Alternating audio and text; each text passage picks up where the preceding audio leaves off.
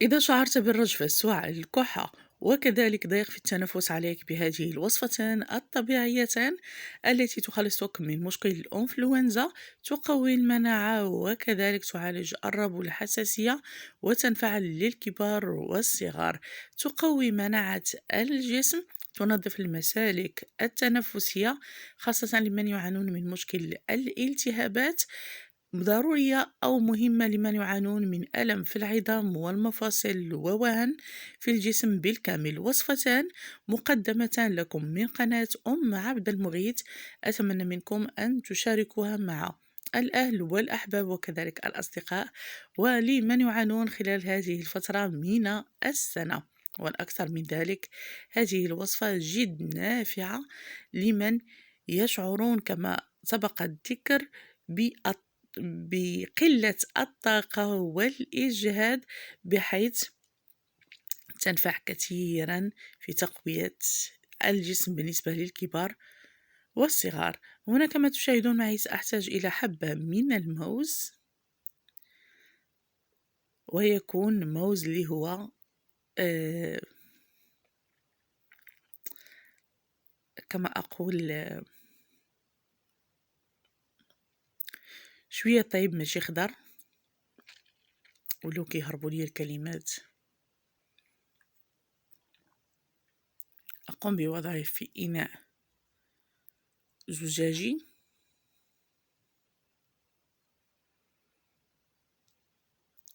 وأمر للمرحلة الموالية. محارب سرطان 100%، وكذلك ينفع لمن يعانون من مشكل ارتفاع السكري، يعالج الصداع خاصة الألم الذي يكون في الرأس. ينشط الدورة الدموية ويمنع تخثر الدم، الشيء الذي يحميك من مجموعة من الأمراض.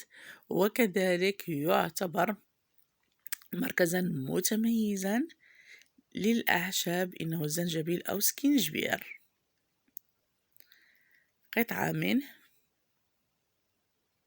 ونقوم بطحن المكونات جيدا،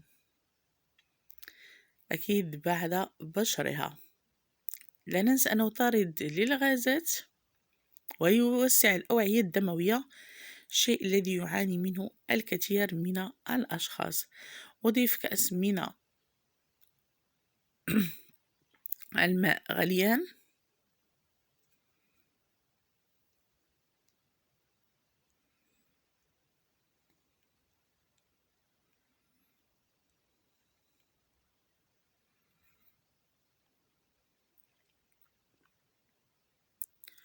يعزز صحة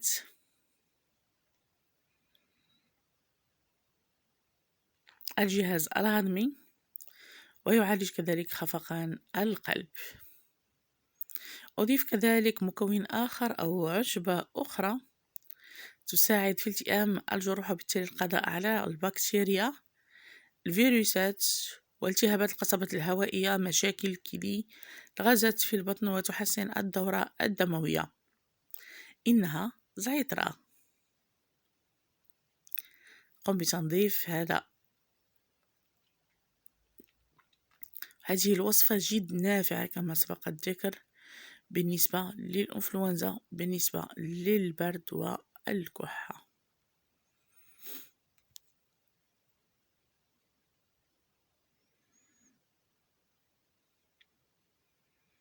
نقوم بخلط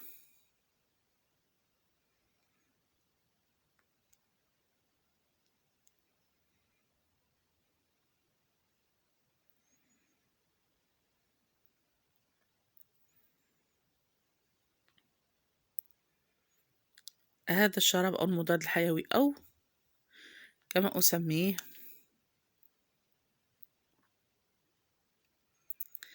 سيرو طبيعي، يخلص كذلك من مشكل البلغم الذي يكون في الحلق. بعد تصفيته أضعه جانبا، وفي هذه الأثناء سأحتاج إلى حبة من البصل. هنا كما تشاهدون معي سأمر إلى المرحلة الموالية.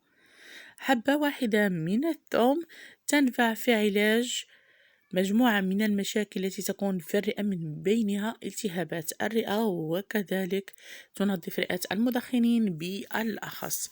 والكلام موجه للشباب بكثرة أو مباشرة. أقوم بوضع كذلك حبة واحدة صغيرة من مكون أنا أعتبره أحسن وأفضل أنتيبيوتيك طبيعي، والذي هو البصل. في هذه الأثناء سأضيف مكون آخر والذي يستعمل عند الآسيويين بالأخص وبكثرة. ينفع للقولون ويحافظ كذلك على صحة القلب، وينفع حتى في علاج الإمساك، والأكثر من ذلك يدفئ الجسم ويقوي بشكل كبير العظام وجهاز المناعة. الكينوا هي العشبة أو المكون أو الحبوب السحرية التي أضفناها خلال هذه الوصفة، وأضيف منها ملعقة صغيرة بالنسبة للكبار، أما بالنسبة للصغار فنفضل أن نضيف رأس ملعقة فقط. وأضيف مكون آخر غني بالأوميغا 3 له فوائد عدة وينفع في فصل البرد أو الشتاء.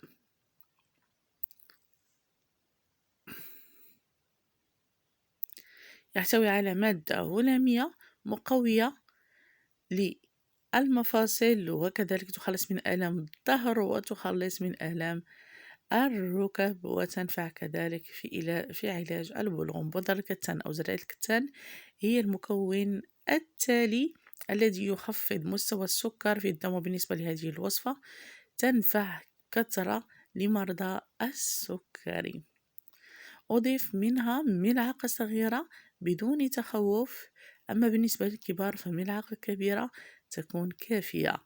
القليل من التفاء أو ما يسمى بحبرشاد لتعزيز الوصفة، وكذلك منحها فعالية أكثر، خاصة لمن يعانون من مشكل نقص الكالسيوم، بحيث يزيد طول العظام وينفع كذلك حتى في تقويتها، ويخلصك من آلام الظهر، آلام المفاصل، آلام الركب، وكذلك الالتهابات التي تكون في الجسم.